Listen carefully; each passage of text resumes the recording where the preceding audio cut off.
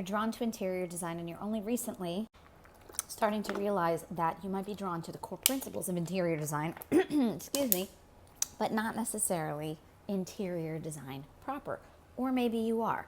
My name is Shira and I come in here and I teach you how to become an interior designer or go into an interior design adjacent career with or without a degree. We talk about the core principles and we do these train your eye exercise along with a bunch of other tips. If you're just discovering this now, I created the free interior design DNA personality quiz to help you figure out what it is about the interior design world that you really love and what's best for you and your personality. Over the past couple days, I did a couple videos, train your eye exercises with this event space. And the point of that is interior design core principles that drive a lot of you apply to a lot of other sub-niche categories, including event planning. I'm doing a part 3 because I realized I needed to clarify something. In part 2, I think we talked about identifying the specs. And if you don't know what specs are, you can ask me in the comments. In identifying the specs, and when I gave you my answers, I went into really specific detail, giving you an example about the chairs, and then told you to pick things that you wanted to give specs on. And what I realized I needed to clarify is, while I gave you all of the specs for the chairs, or the general idea of all of the specs, I didn't clarify that that was for the point of the exercise.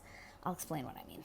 In order to properly understand and train your eye and your brain to think like an interior designer, you have to be aware of all of the specs. For example, I mentioned the direction that the wood on the chairs lies. Like it could have gone horizontal, it could have gone, in a chevron direction.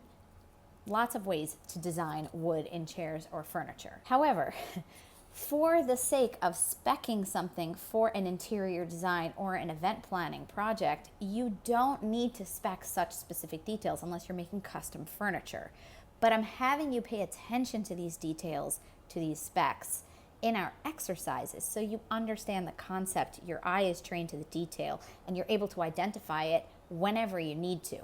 But if I was doing an interior design space or I was doing this event space, no.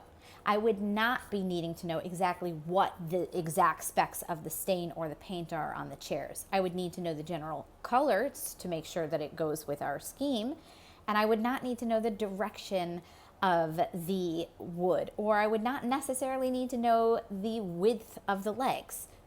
But I want you to train your brain to recognize those details. I hope I'm making myself clear. For interior design or event planning, you need to know the specs that are relevant to the project. But part of that is also knowing how to identify what is relevant to your role and your liability or compliance and what isn't.